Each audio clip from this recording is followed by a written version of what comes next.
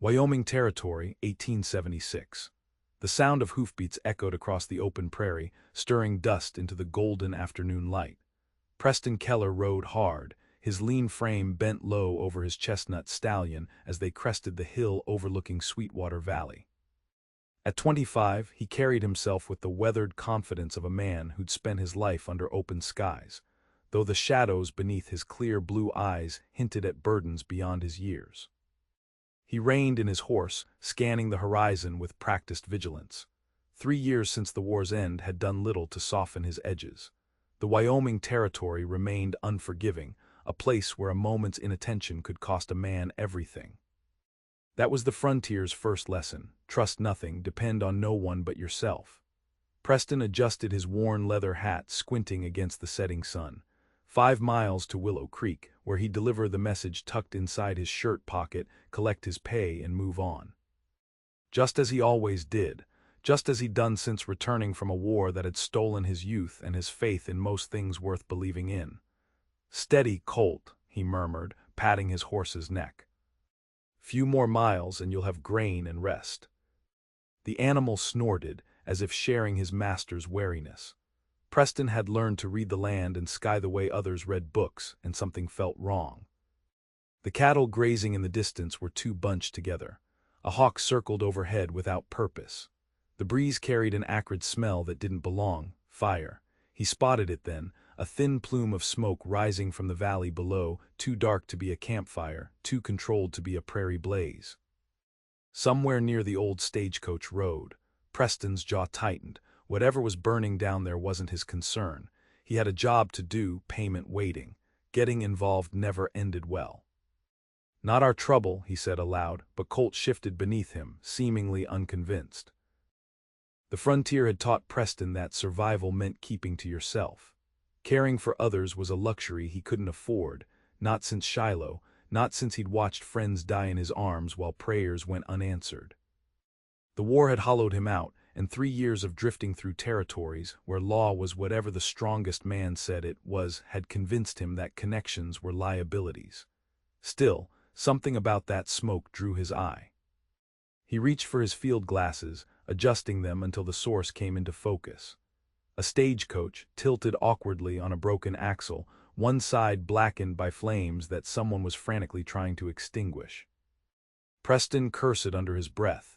He tucked the glasses away, already knowing he would regret what came next. With a click of his tongue and gentle pressure from his knees, he guided Colt down the hillside. As he approached, he made out 3 figures.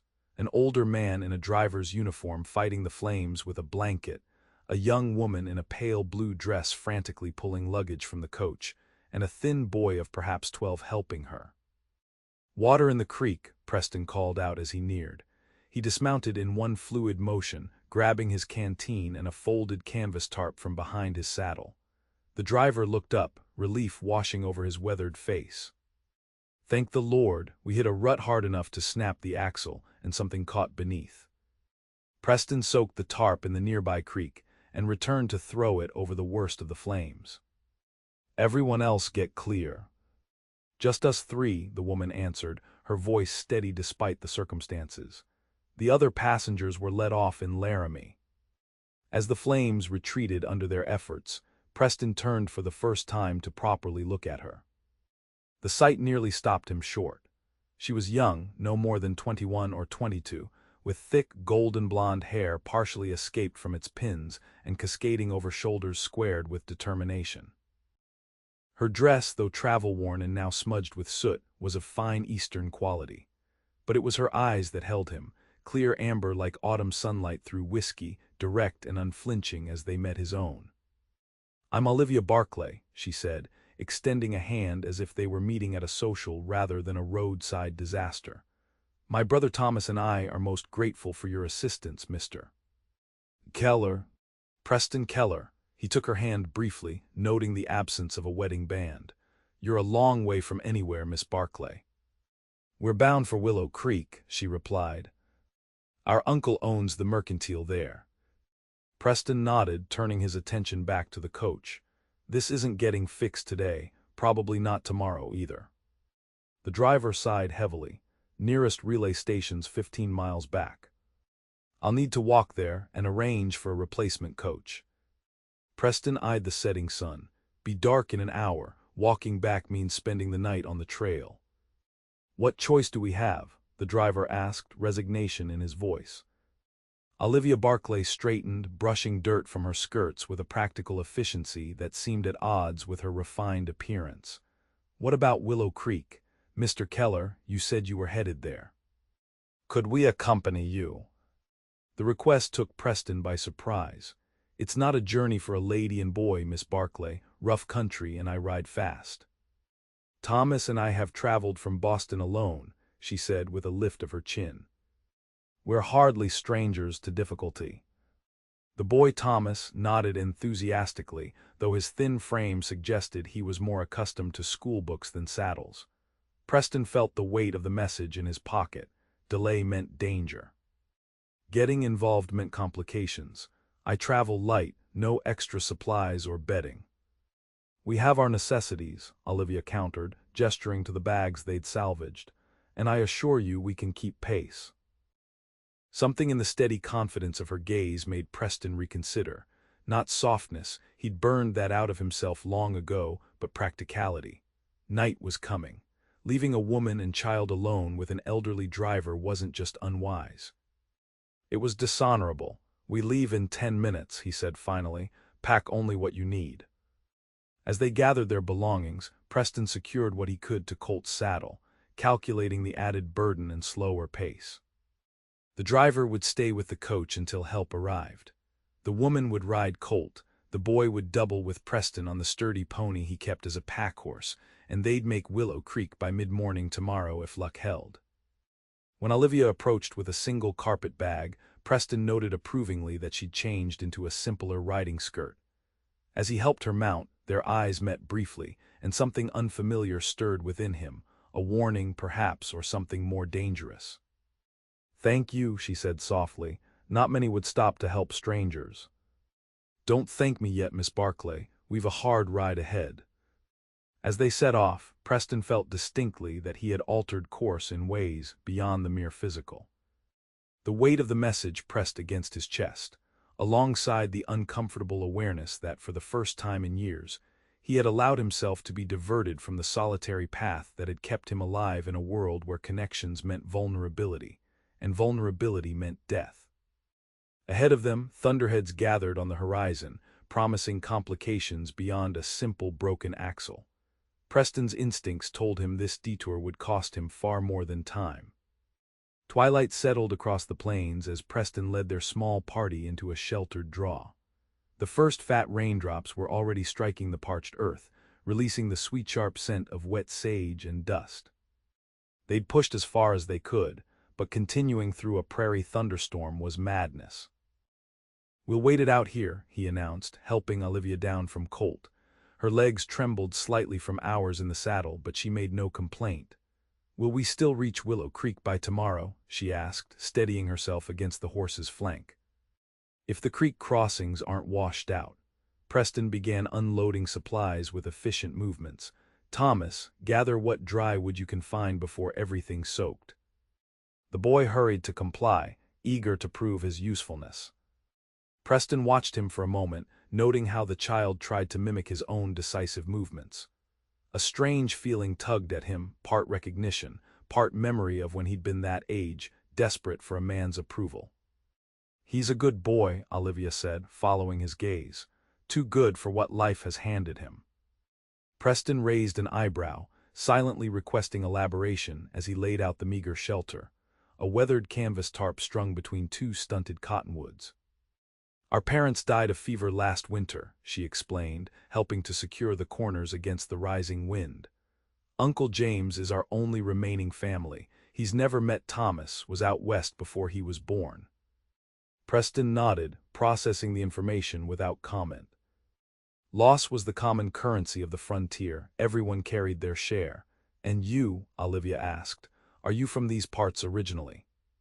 Missouri. He didn't elaborate, focusing instead on starting a small fire with the tinder Thomas had collected. The boy watched intently as Preston struck a match, shielding the tiny flame until it caught the dry grass beneath. The rain began in earnest as they huddled beneath the makeshift shelter. Preston distributed jerky and hardtack from his provisions, along with dried apples that Olivia produced from her bag. They ate in silence broken only by the steady drumming of rain on canvas and the occasional rumble of thunder. Thomas fell asleep shortly after eating, his head resting against his sister's shoulder. Olivia stroked his hair absently, her gaze fixed on the rain-blurred darkness beyond their small haven of firelight. "He seems to trust you," Preston observed quietly. Olivia smiled. "Thomas trusts everyone. I'm trying to teach him caution without crushing his spirit. Trusting nature's dangerous out here." "So I've gathered," she replied, studying him. "You don't trust easily, do you, Mr. Keller?" Preston poked at the fire with a stick. "Trust is earned, and no one's earned yours lately." The directness of her question caught him off guard. Most people respected the barriers he erected. This woman seemed intent on testing them. "Trust gets people killed," he said finally. "Out here, a man survives by relying on himself." Olivia was silent for a long moment. "That sounds terribly lonely." "Lonely keeps you alive." "Does it?" Her amber eyes reflected the firelight. "Or does it just keep you from living?" Preston felt a flush of irritation. "You've been in Wyoming Territory, what, a week, too? These aren't Boston drawing rooms, Miss Barclay." "Men die from poor judgment." "And women too," she added calmly. "I'm not naive, Mr. Keller. I understand the dangers. I simply wonder if isolation is truly the answer to them." Thunder cracked overhead, momentarily illuminating her face. Beautiful, yes, but with a stubborn determination that warned of complications Preston didn't need. "You should rest," he said, deliberately ending the conversation. "We leave at first light." Olivia seemed about to respond, then thought better of it. She adjusted Thomas's position and settled herself as comfortably as possible on the hard ground. Within minutes, her breathing had slowed to the rhythm of sleep. Preston remained awake, watching the storm and the woman in equal measure. Something about Olivia Barclay unsettled him, not her beauty, though that was undeniable, but the quiet certainty with which she questioned the very principles that had kept him alive these past years. The message in his pocket seemed to weigh heavier. He should have left them at the stagecoach, should have continued alone as always. Entanglements were distractions, and distractions were deadly. Yet as the night deepened and the storm gradually passed, Preston found himself wondering, not for the first time since returning from war, if survival alone was purpose enough for a man. Morning broke clear and crisp, the storm having washed the world clean. They made good time across the damp prairie, fording 2 swollen creeks before the sun climbed high. Thomas rode with Preston now, asking endless questions about tracking, horses, and the war, questions Preston answered with increasing patience as the morning wore on. "Were you a soldier, Mr. Keller?" the boy asked as they navigated around a particularly muddy stretch. "Cavalry, Union side." "Did you kill many rebels?" "Thomas," Olivia called from ahead, "that's not an appropriate question." Preston shook his head. "It's all right." "Boy's curious," he glanced down at Thomas. "War isn't about counting, son, it's about surviving, and there's no glory in taking lives no matter which side they fought for." Thomas absorbed this with surprising solemnity. "My father said war makes men old before their time." Preston felt a tightness in his chest. Your father was right.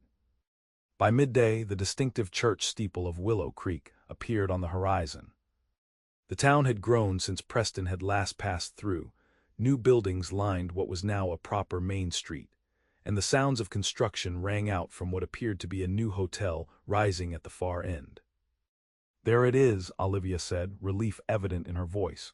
"Civilization at last." Preston snorted.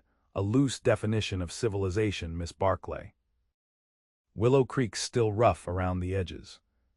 Compared to what we've seen these past weeks, it might as well be Philadelphia," she replied with a smile that made something twist unexpectedly in Preston's chest. They rode into town shortly thereafter, drawing curious glances from locals unaccustomed to seeing Preston Keller with companions, particularly female ones. He guided them directly to Barclay's Mercantile, a substantial two-story building with freshly painted trim. A balding man in a shopkeeper's apron emerged as they dismounted, confusion giving way to astonishment as he recognized Olivia. "Good heavens, Olivia, is that you? You weren't due until next week." "Uncle James," Olivia embraced him warmly. "We decided to come earlier, but our stagecoach broke an axle yesterday, Mr. Keller was kind enough to escort us the rest of the way." James Barclay turned to Preston, extending his hand. "I'm deeply grateful, sir. These children are all the family I have left." Preston accepted the handshake briefly. "Just happened to be passing." "Nonsense, you must allow me to repay your kindness. Dinner, at least." Before Preston could refuse, a stocky man in a marshal's badge approached. "Keller. That message come through for Sheffield yet?" Preston nodded, retrieving the sealed envelope from his shirt pocket. "Would have been here yesterday if not for the delay." The marshal's eyes flicked meaningfully toward Olivia and Thomas before accepting the message. "Sheffield's waiting at the hotel, said it was urgent." "Always is," Preston replied dryly. James ushered the children toward the store entrance. "Come inside, both of you. You must be exhausted." Olivia hesitated, turning back to Preston. "Will you join us later for dinner?" He should refuse. The logical course was to collect his payment, resupply, and ride out. Lingering invited questions he preferred not to answer, connections he couldn't afford. "Mr. Keller has business," the marshal interjected. "Don't you, Keller?" Something in the lawman's tone made Preston's decision for him. "Dinner would be fine, Miss Barclay, thank you."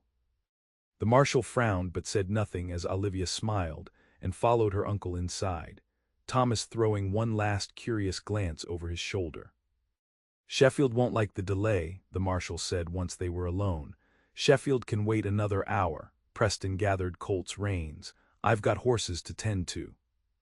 "You're playing a dangerous game, Keller." The marshal lowered his voice. "These messages you carry, they're not regular post. People would pay to know what's in them." "I don't read what I deliver," Preston replied evenly, "and I don't discuss who I deliver to." "That's why you're still breathing," the marshal conceded.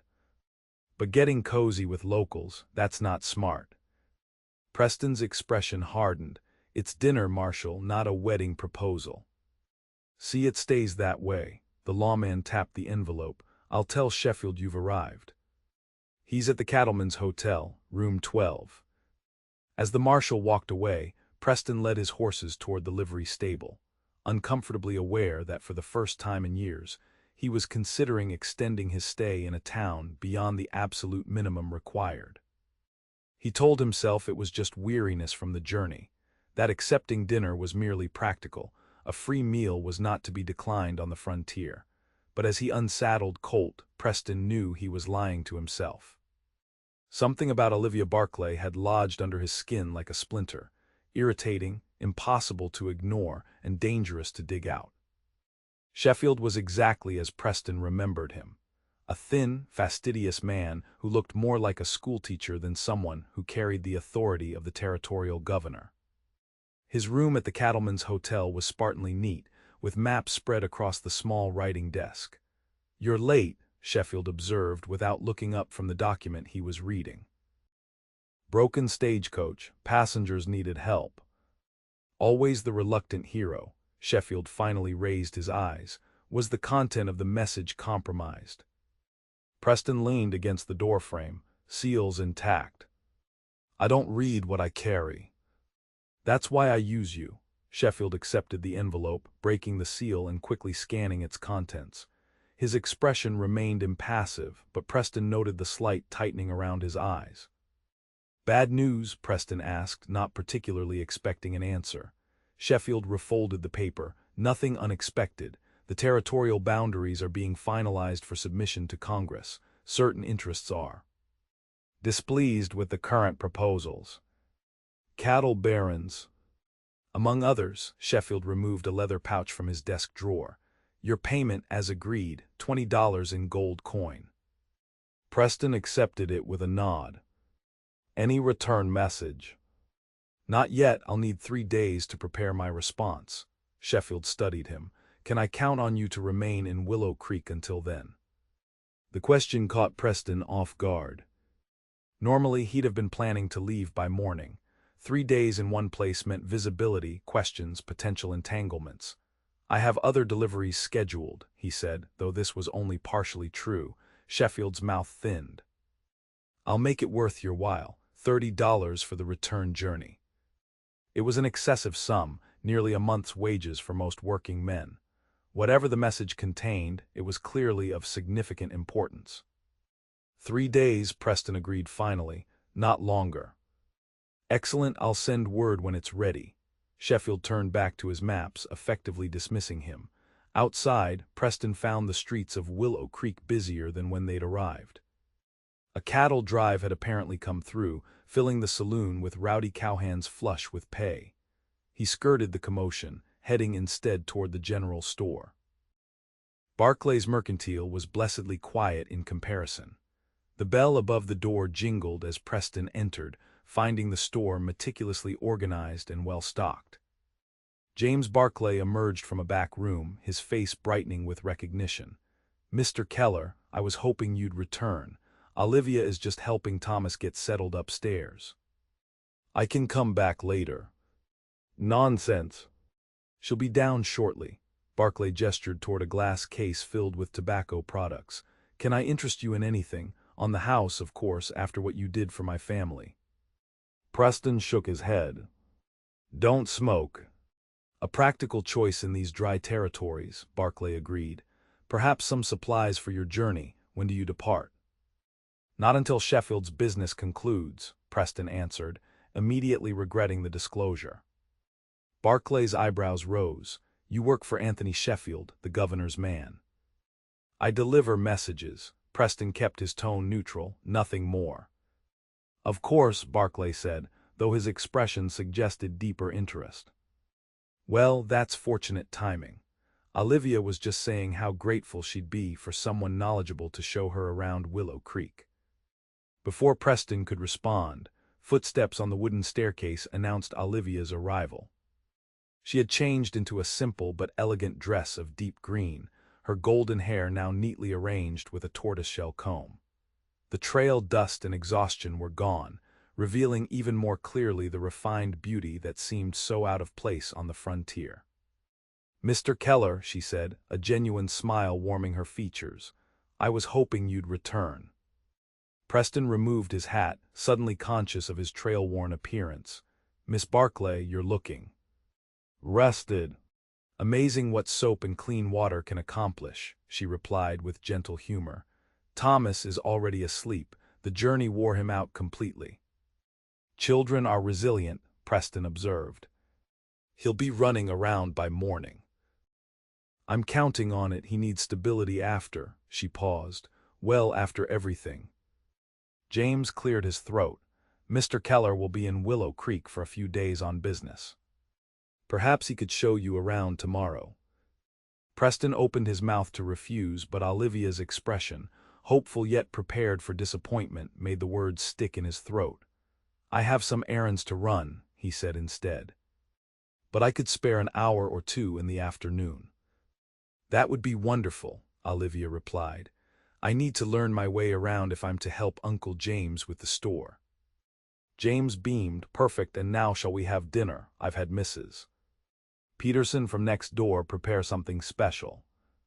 As they moved toward the back of the store, Preston caught Olivia studying him with unexpected intensity, as if trying to solve a puzzle. She quickly looked away when their eyes met, but the moment left him unsettled.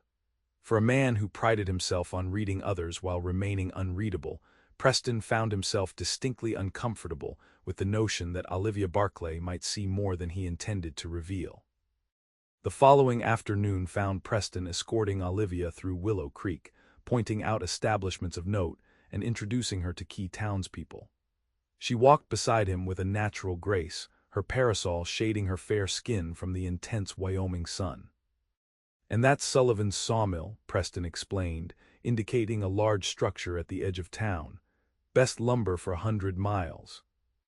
Olivia nodded. Uncle James mentioned he gets all his shelving there.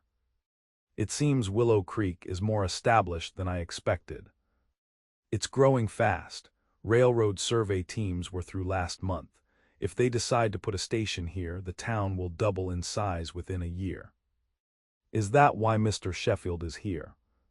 Something to do with the railroad.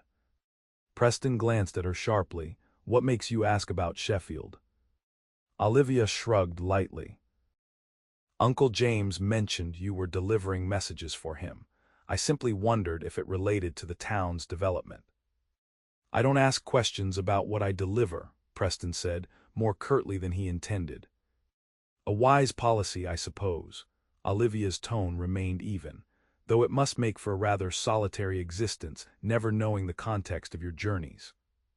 Context creates complications. As does its absence, I would think. She paused as they reached the town's small church. This is lovely. Is there a regular service? Preston was grateful for the change of subject. Sundays at 10. Reverend Miller also teaches at the schoolhouse during the week. Thomas will need schooling, Olivia mused, though I've taught him myself these past months.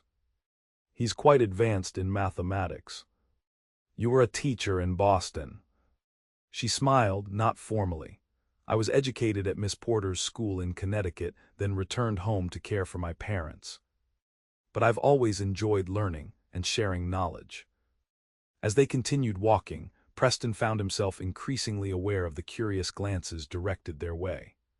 Willow Creek rarely saw young, unmarried women of Olivia's refinement, and never in the company of Preston Keller, known for his solitary habits. People are staring, Olivia observed quietly. Small towns run on gossip, Preston replied. By tonight, half the town will have us engaged to be married. Rather than being embarrassed, Olivia laughed, a genuine musical sound that drew even more attention. And the other half will have more scandalous theories. How thrilling, she said, eyes sparkling with amusement. I've never been the subject of scandal before. Preston couldn't help a small smile. Somehow I doubt that. Are you calling me scandalous, Mr. Keller? She teased. I'm suggesting that a woman who travels across the country with only a young brother for company isn't overly concerned with conventional propriety. Olivia's expression sobered slightly. Necessity often overrules convention. After my parents died, we had little choice. Uncle James was our only option. They had reached the edge of town, where the buildings gave way to open country. Preston gestured toward a fallen log beside the path, and they sat in companionable silence for a moment, watching meadowlarks dart among the tall grasses. May I ask you something personal? Olivia finally said. Preston tensed. You can ask. Why do you do this, carrying messages across dangerous territory, living without roots or connections? It was a question Preston rarely contemplated himself, let alone answered for others. But something about Olivia's direct gaze made evasion seem cowardly. After the war, I couldn't settle, he said slowly. Tried working cattle, mining, even clerking in a Denver law office. Nothing fit. Out here moving from place to place, I answer to no one, depend on no one. And no one depends on you, Olivia observed gently. The accuracy of her assessment stung. That's the point. I've seen what happens when people depend on you and you fail them. In the war. Preston looked away, among other times. Olivia was quiet for a long moment. I think that's the real reason people are staring today, she finally said. Not because I'm new, but because you're different with me than you are with them. You've let them see only one version of Preston Keller. And what version is that? The lone rider, self-sufficient, untouchable, her amber eyes held his. But that's not all you are, is it? Preston stood abruptly, uncomfortable with her perception. We should head back. Your uncle will be wondering where you've gone. Olivia rose without argument, but as they walked back toward town, Preston felt as though something had shifted between them. as if she had somehow glimpsed past the carefully constructed walls he'd maintained since Shiloh. What troubled him most was the realization that part of him didn't mind. The next morning, Preston was unsaddling a newly purchased packhorse when Thomas appeared at the livery stable door. "Mr. Keller. Olivia said I might find you here." Preston nodded in greeting. "Your sister sent you to check up on me." Thomas shook his head earnestly. "She's helping Uncle James inventory the store. I came on my own. I wanted to ask if you might teach me to ride properly." Preston paused in his work. "You don't know how to ride?" "Not really. In Boston, we only rode in carriages." The boy kicked at the straw covering the stable floor. "A man should know how to ride a horse, shouldn't he?" Something about the boy's determined expression reminded Preston uncomfortably of himself at that age, desperate to prove his worth through manly accomplishments. "A useful skill out here," Preston agreed cautiously, "but your sister—" "She'll say yes if you agree," Thomas interrupted eagerly. "She trusts you." The statement gave Preston pause. Trust was not something he encountered often in his line of work, nor something he encouraged. "I'm only in town until tomorrow," he warned. Thomas's face fell. "Oh. I thought perhaps—" Preston sighed, already knowing he would regret his next words. "We could start with the basics this afternoon, if your sister approves." The boy's expression brightened immediately. "She will, I know she will. Thank you, Mr. Keller." As Thomas dashed off, Preston returned to his task, trying to ignore the uncomfortable awareness that he was allowing himself to be drawn further into the Barclays' lives. 3 days in Willow Creek was already longer than he typically stayed anywhere. Forming attachments, even temporary ones, violated every rule he had established for himself. Yet when Olivia appeared an hour later, Preston found himself agreeing not only to the riding lesson, but also to dinner again that evening. "Thomas hasn't been this excited since before our parents fell ill," Olivia explained as they walked toward the small corral behind the livery. "He needs a man's influence." "I'm not staying, Miss Barclay," Preston said firmly. "A riding lesson is one thing, but don't let the boy get attached." Olivia studied him thoughtfully. "You're very determined to maintain your solitude, aren't you?" "It's kept me alive." "Has it?" She stopped walking, turning to face him directly. "Or has it just kept you from getting hurt again?" Preston stiffened. "You don't know anything about me." "I know more than you think," she replied quietly. "I recognize the look in your eyes. I've seen it in my own mirror since my parents died. It's the look of someone who's decided that loving means losing, so better not to love at all." Her perception was so accurate it felt like a physical blow. "This isn't Boston, Miss Barclay. Out here, attachments are liabilities." "So you've said, but I wonder," her amber eyes searched his, "is that wisdom or fear speaking?" Before Preston could respond, Thomas came running toward them, breaking the tension of the moment. But Olivia's question lingered, uncomfortably, as Preston helped the boy mount a docile mare borrowed from the livery owner. Throughout the afternoon, as he taught Thomas the basics of horsemanship, Preston found himself watching Olivia as much as the boy. She sat on a fence rail, occasionally offering encouragement, her face animated with genuine pleasure at her brother's progress. There was something disarming about her, not just her beauty, which was considerable, but the directness with which she engaged the world. Olivia Barclay seemed to possess none of the guardedness that Preston had come to expect from frontier survivors. Instead, she moved through life with an open-hearted certainty that both baffled and attracted him. By the time they finished the lesson, Thomas was glowing with accomplishment, and Preston found himself uncharacteristically satisfied with the day's unexpected direction. As they returned the mare to her stall, Olivia fell into step beside him. "Thank you," she said simply. "You've given him something precious today." Preston shrugged. "Boy needs to know the basics if he's going to live out here." "It's more than that," Olivia's voice softened. "You gave him confidence. Made him feel capable." "He is capable, smart kid." "Yes, he is," she hesitated. "Preston, before we're interrupted again, I wanted to apologize for prying earlier." Your reasons for living as you do are your own. The use of his first name caught him off guard. No need for apologies, you were being honest. Perhaps too honest, she admitted. It's a failing of mine. I wouldn't call it a failing. Preston found himself smiling slightly, unexpected maybe.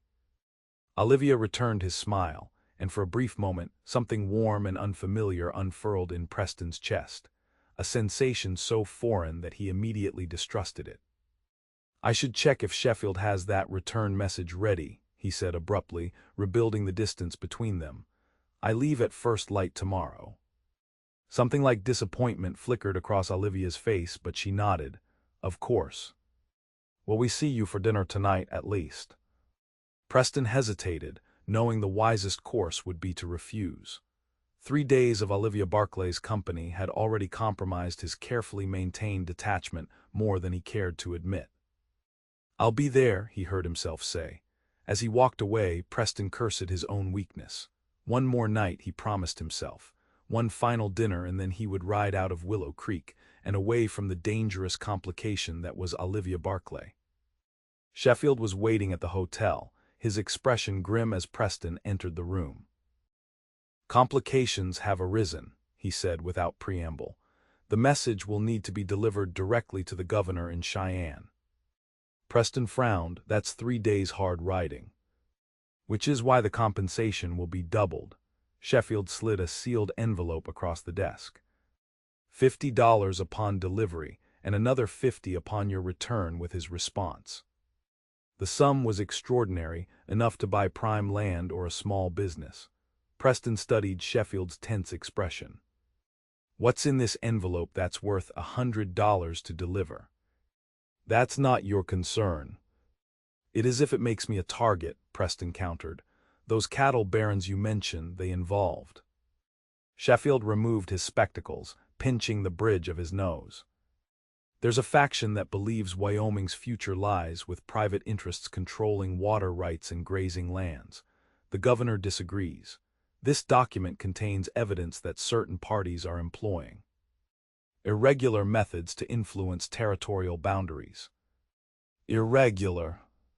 Hired guns, intimidation of homesteaders, possibly worse. Sheffield replaced his spectacles. The governor needs this information immediately and through secure channels. Preston weighed the envelope in his hand. I leave at dawn. Earlier would be better. There's a moon tonight. Preston shook his head. I have a commitment this evening. Sheffield's eyebrows rose. A commitment, you. It's nothing, Preston said stiffly. I'll leave at first light. As he turned to go, Sheffield called after him, be careful who you associate with, Keller. Small towns have big ears. The warning followed Preston as he returned to his room at the boarding house. He packed his few belongings efficiently, laying out his trail clothes for morning. The envelope he secured inside a hidden pocket sewn into his saddlebags, a precaution developed over years of carrying sensitive documents. As he worked, Preston forced himself to focus on the practicalities of the journey ahead rather than the dinner that awaited him that evening. He had accepted too many of James Barclay's invitations already. Tonight's would be the last. By this time tomorrow, he would be miles away, the brief interlude in Willow Creek fading into memory. The thought should have brought relief. Instead, it left a hollow sensation in his chest that Preston refused to examine too closely. That evening, Preston arrived at the Mercantile to find the store closed and the Barclays waiting. James led them to the living quarters upstairs, where a proper dining room had been set with what was clearly the family's best china. A small celebration, James explained as they seated themselves, for Thomas's first riding lesson and Olivia's first week in Willow Creek. Preston shifted uncomfortably, aware that his imminent departure would dampen the festive mood. It looks wonderful, but I can't stay late. I'm riding out at dawn. Thomas's face fell immediately. But you promised more riding lessons. Thomas, Olivia admonished gently, though her own expression had stilled. Mr.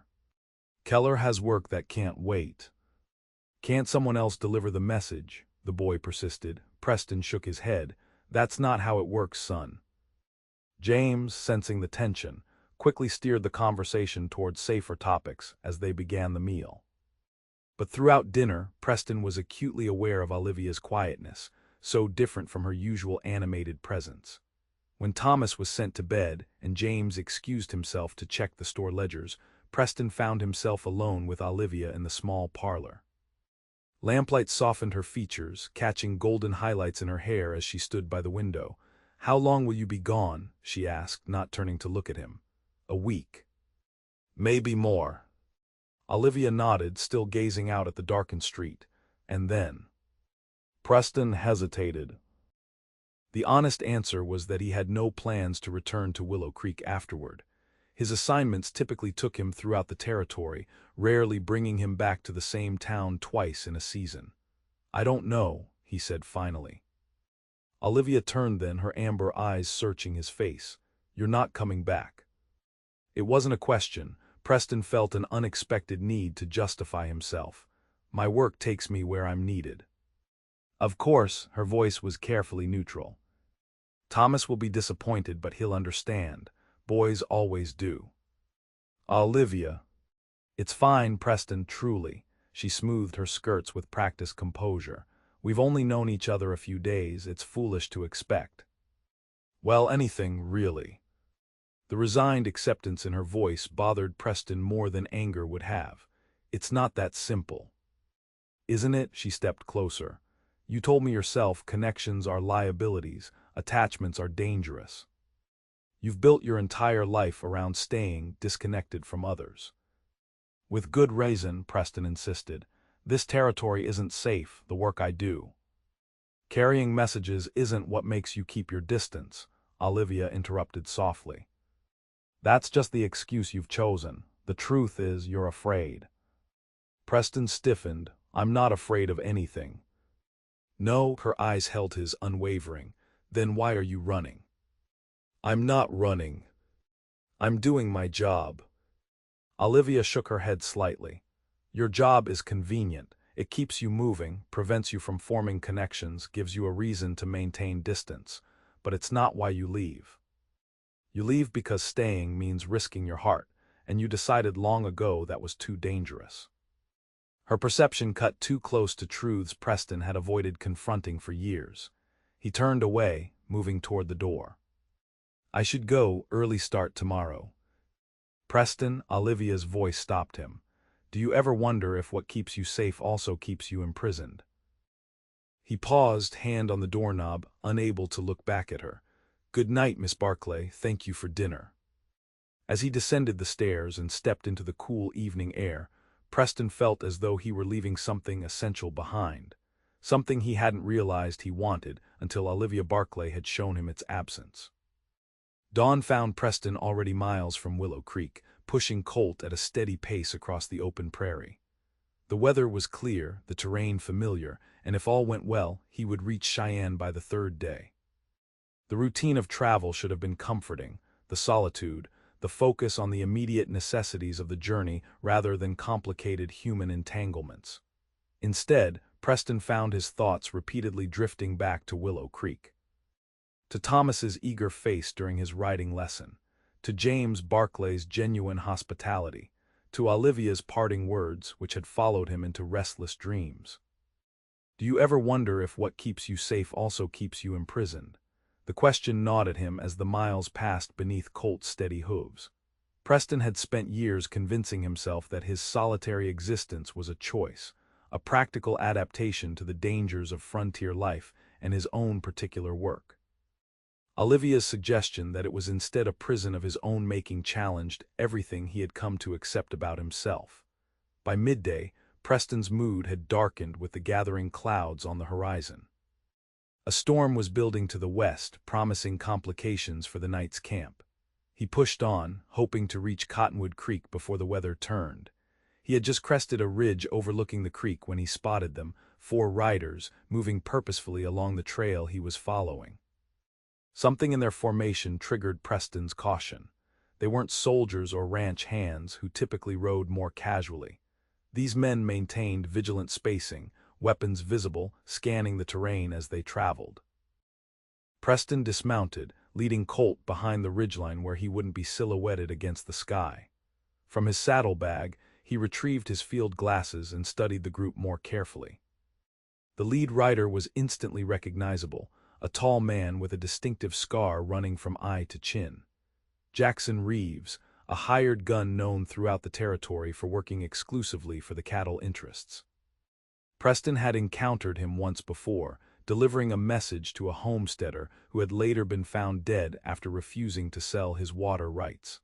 Preston's instincts sharpened. Sheffield's warning about irregular methods echoed in his mind as he watched the men follow the trail toward Cheyenne. They were moving at a measured pace, conserving their horses' strength for a long journey, or for a pursuit. The possibility that they might be looking for him, or more specifically, for the document he carried, couldn't be dismissed. Preston tucked the field glasses away, considering his options. The direct route to Cheyenne followed the creek for another 20 miles before joining the main territorial road. If Reeves and his men were watching for him, that path would be compromised. The alternative was a longer route through rougher country, adding at least a day to his journey, but offering better opportunities to detect pursuit and avoid confrontation. Preston studied the approaching storm clouds. The weather would slow everyone, but it might also provide cover. Decision made, he remounted and turned Colt eastward, away from the creek and toward the broken hill country beyond. As he rode, Preston found himself thinking of Olivia again, not just her parting words but her earlier question, is that wisdom or fear speaking? For the first time, he wasn't entirely certain of the answer. The storm caught him 3 hours later as he navigated a narrow draw between rocky outcroppings. Rain pounded mercilessly, turning the path treacherous with mud and loose stones. Preston pressed on until fading light forced him to seek shelter beneath an overhanging ledge, where he made a cheerless camp without a fire. Cold, damp, and alert for sounds of pursuit, Preston huddled beneath his oilskin coat, the weight of Sheffield's envelope a constant reminder of why he was there.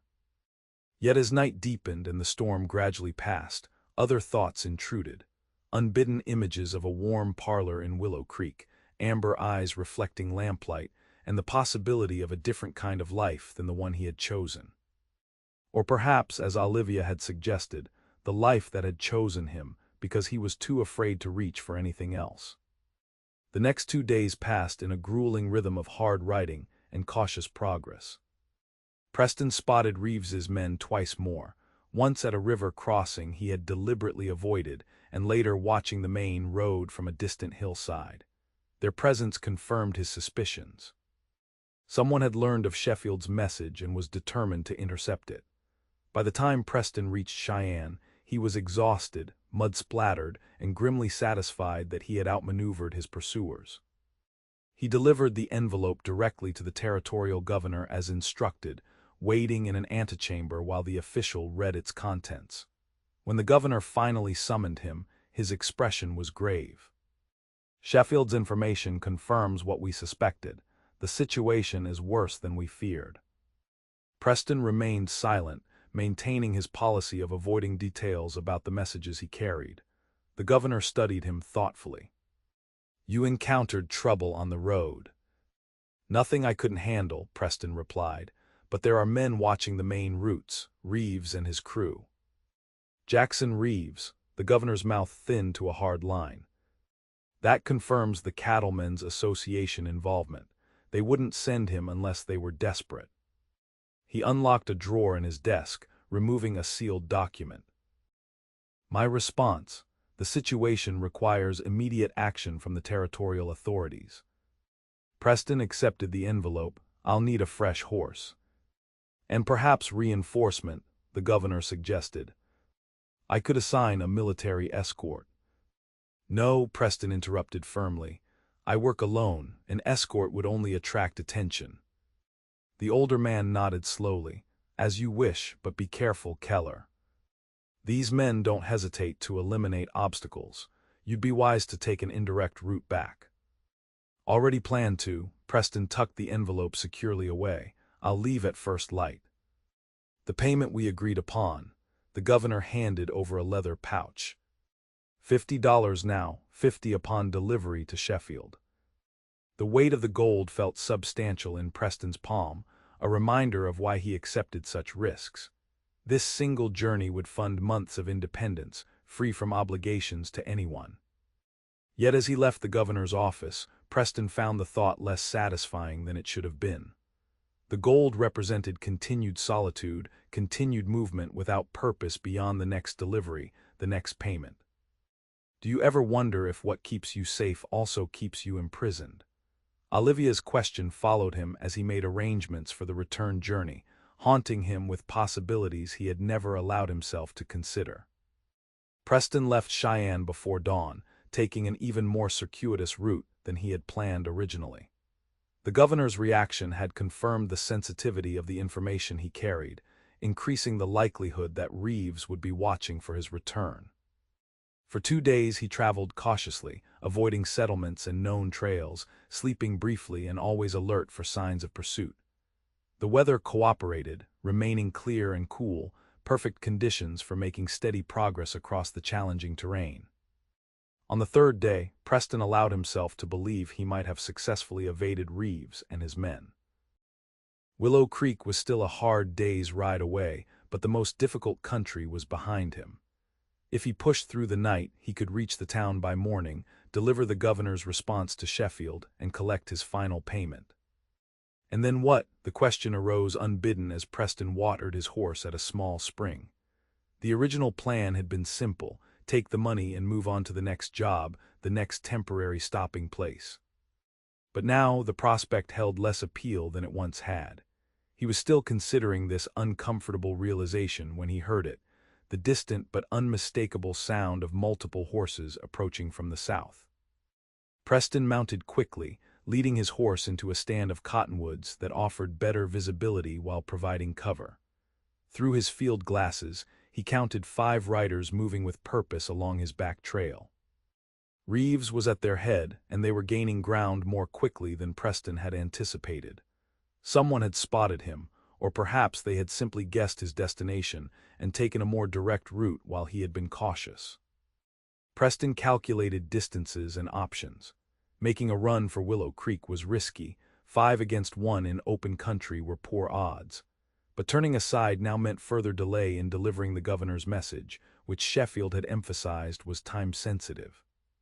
Decision made, Preston mounted and set off at a careful pace, staying within the tree line as long as possible before emerging onto the open prairie. He would skirt the most exposed areas, using the rolling terrain for cover, and push his horse to its limits as darkness fell. For hours the strategy seemed successful.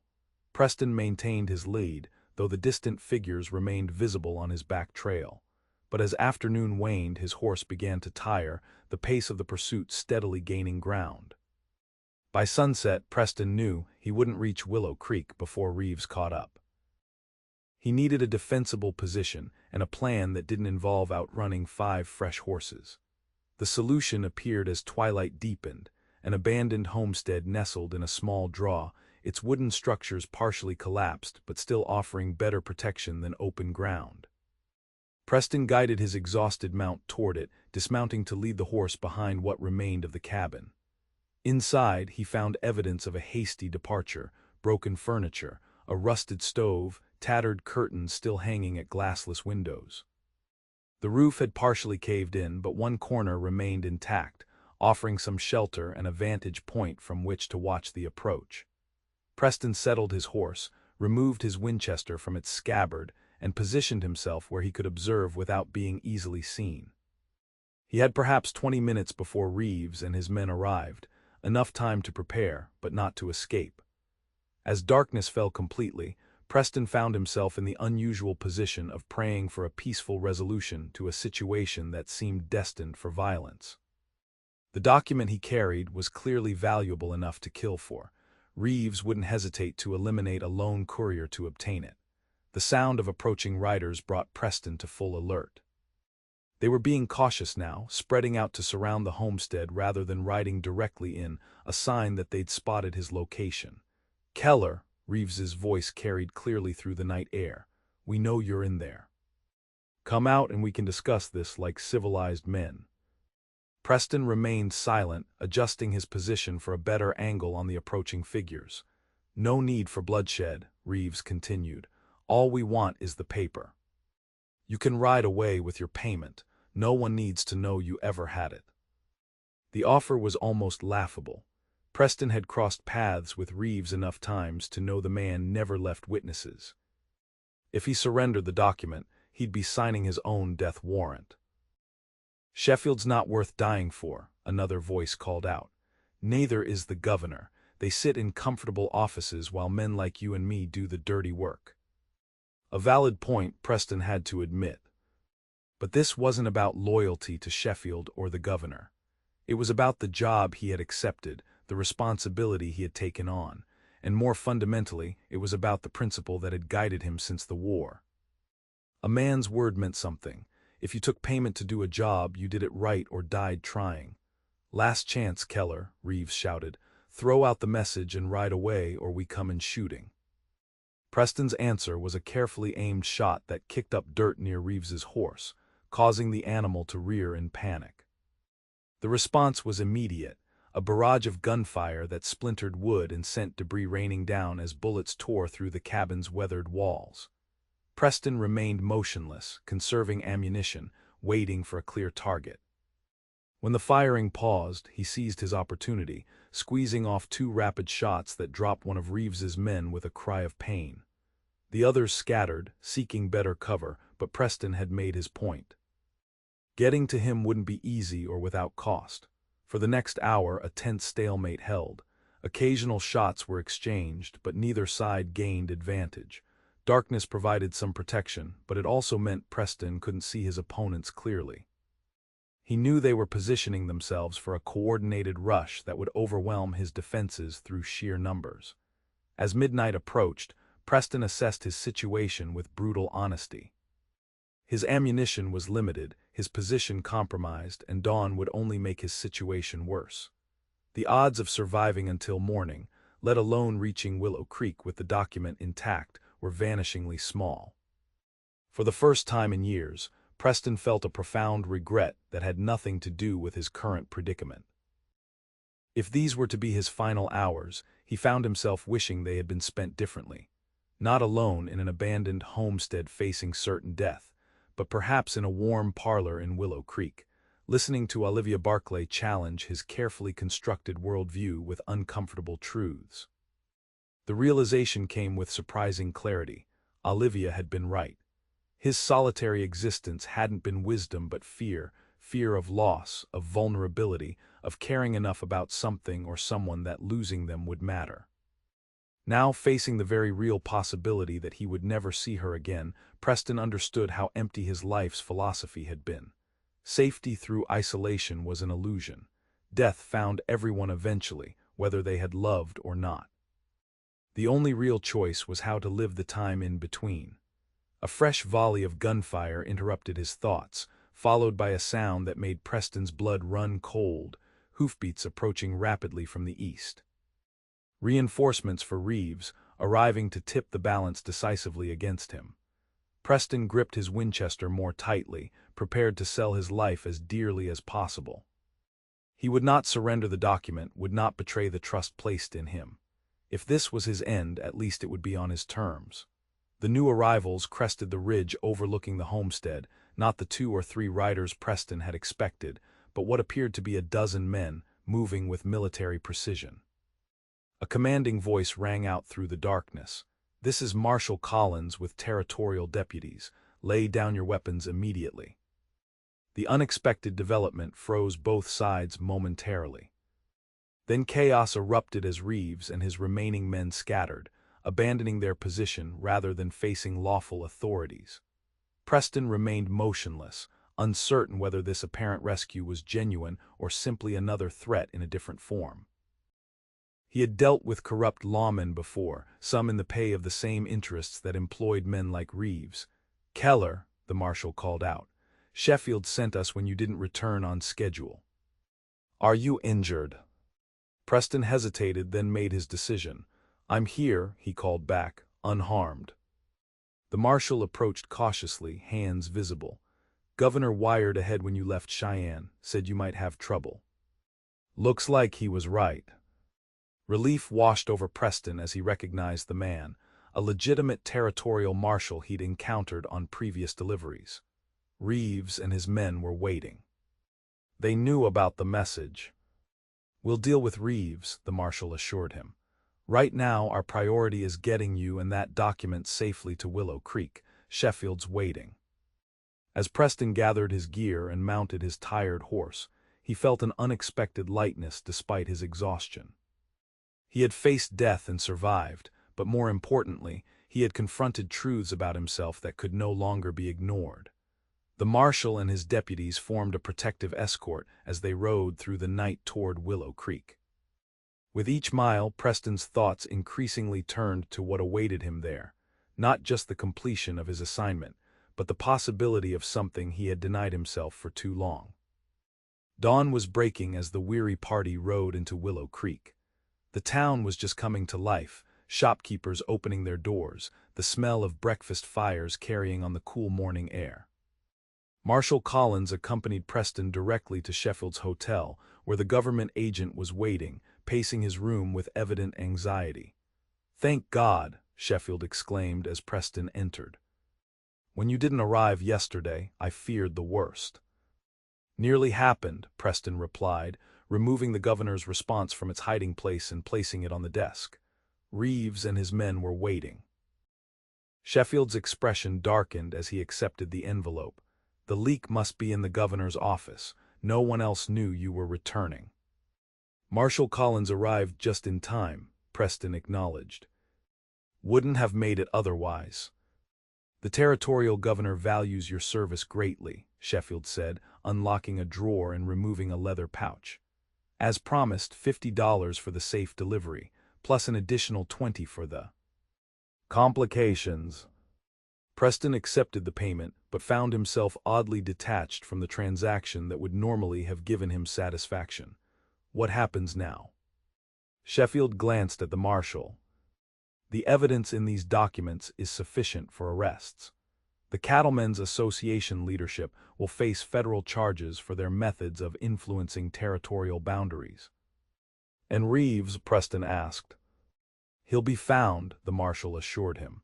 "Men like that don't disappear easily, especially now that the association won't be protecting him." Preston nodded, suddenly aware of his exhaustion. "If there's nothing else, I need rest." "Of course," Sheffield replied. "You've more than earned it. Will you be moving on immediately, or?" The question hung in the air, loaded with more meaning than its simple words suggested. Previously, Preston's answer would have been automatic, take the money and move on before complications arose. Now he found himself hesitating. "I'll stay a few days," he said finally. "Recover my strength." Something like understanding flickered in Sheffield's eyes. "Very wise. The territory owes you a debt, Keller. If you ever decide you want something more permanent, let me know.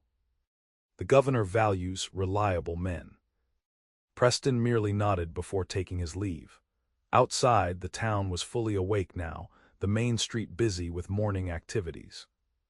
His body craved sleep after the ordeal of the past days, but another need drove him toward the mercantile at the far end of the street. Barclay's general store was already open, James visible through the front window as he arranged a display of new goods. Preston hesitated at the door, suddenly uncertain. 4 days had passed since he'd ridden out of Willow Creek. Perhaps Olivia had already dismissed him from her thoughts, recognizing him for what he had always claimed to be, a drifter, a man without attachments. Before he could decide whether to enter, the door swung open and Thomas burst out, nearly colliding with him. "Mr. Keller," the boy exclaimed, his face lighting with genuine delight. "You came back. Did you deliver your message? Olivia said you might not return, but I told her you would. Did you have adventures? Were there bandits?" The barrage of questions brought a tired smile to Preston's face. "Slow down, son. Yes, I came back, and yes, there were complications." James appeared in the doorway behind Thomas. "Preston, we'd heard rumors of trouble on the Cheyenne Road. You look like you've had a difficult journey." "Nothing that can't be mended with rest," Preston replied, scanning the store interior. Is your niece? She's at the church, James said with a knowing look. Reverend Miller needed help organizing books for the school. She should return shortly if you'd care to wait. Thomas tugged at Preston's sleeve. You promised more writing lessons. Can we go today? Thomas, his uncle admonished. Mr. Keller has clearly had a trying time. Let him rest before making demands. It's all right, Preston assured them, but not today, Thomas. Tomorrow, perhaps. The promise and the implication that he would still be in Willow Creek tomorrow seemed to satisfy the boy, who beamed with anticipation before allowing his uncle to usher him back inside for breakfast. She'll be glad you've returned, James said quietly before closing the door, more than she might admit. Preston nodded, suddenly aware of his disheveled appearance after days on the trail. He made his way to the boarding house, where he paid for another week's lodging, the longest he had stayed anywhere in years, before washing away the grime of the journey and changing into clean clothes. Sleep tugged at him insistently, but another need was stronger. Preston found himself walking toward the small white church at the edge of town, drawn by the possibility of seeing Olivia again, and by the weight of all that remained unsaid between them. He spotted her immediately upon approaching, seated on a bench beneath a cottonwood tree beside the church, a book open in her lap. The morning sunlight caught in her golden hair, creating a halo effect that made Preston pause, struck by the simple perfection of the moment. As if sensing his presence, Olivia looked up. For a heartbeat, she seemed frozen, uncertain whether to trust what she was seeing. Then she closed her book and stood, her amber eyes never leaving his face as he crossed the remaining distance between them. You came back, she said simply when he reached her. I did. I heard there was trouble, that men were looking for you. Preston nodded. They were. Olivia studied his face, noting the new lines of exhaustion etched around his eyes. Was it worth it, the risk? I gave my word, Preston replied. But no, it wasn't the payment that made it worthwhile. What then? Preston took a deep breath, finding the courage to speak truths he had avoided for too long. I faced dying out there, found myself thinking not about the job or the money, but about regrets, about all the things I've been running from. Olivia's expression softened. And what were those things, Preston Keller? Connection. Belonging, he met her gaze directly. The possibility of caring about someone enough that losing them would matter. The words hung between them, raw with honesty. Olivia took a step closer, her eyes searching his. When we first met, she said softly, you were so certain that your path was the right one. What changed? I realized my wisdom was really fear, Preston admitted, fear dressed up as practicality. A smile began at the corners of Olivia's mouth. That's quite an admission for a man who prides himself on self-sufficiency. Nearly dying has a way of clarifying things. And now, she asked, the question gentle but direct. What does Preston Keller want, now that he's faced his fears? Preston hesitated, then took her hand in his. I want to see where this leads. I want to stop running. I want to know if Willow Creek might be more than just another delivery point. Olivia's fingers tightened around his. That sounds suspiciously like putting down roots, Mr. Keller. It does, doesn't it? A smile tugged at his mouth. Terrifying prospect. But worth the risk, her amber eyes held his, warm with possibility. Preston nodded slowly. I'm beginning to think so. They stood there beneath the cottonwood, hands joined, the morning sun warming their faces. Something shifted between them, not a declaration, not yet, but the acknowledgement of a beginning. Thomas will be ecstatic, Olivia said finally. He's been asking every day when you'd return for his writing lessons. I promised him tomorrow, Preston admitted. If that's acceptable to you. More than acceptable, her smile widened. But first, you need rest. You look as though you might collapse at any moment. Preston couldn't deny his exhaustion, but leaving Olivia now seemed impossible after finding his way back to her. Walk with me just for a little while. She nodded and they moved together down the quiet church path, their steps naturally falling into rhythm. After a moment, Olivia spoke again, her voice thoughtful. "I've been thinking about fate these past days, about how unlikely it was that you should be the one to find us stranded with that broken stagecoach. That in all the vastness of Wyoming Territory, our paths should cross at exactly that moment." Preston considered this.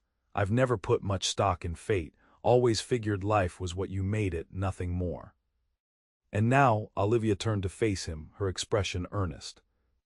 "Do you believe in fate, Preston? That perhaps some things are meant to be, no matter how we try to avoid them?"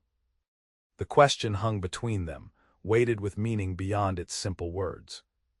Preston looked into Olivia's amber eyes, bright with intelligence and something more, a certainty, a truth he had been running from his entire adult life.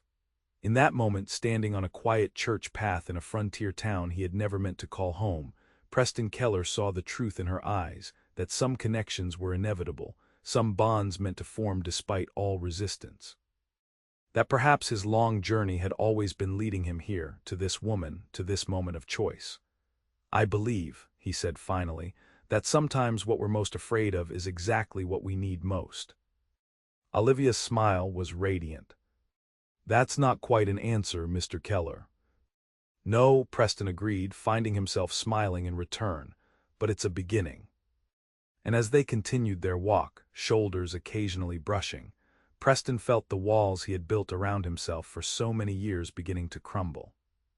The frontier remained as dangerous as ever, the future uncertain in countless ways.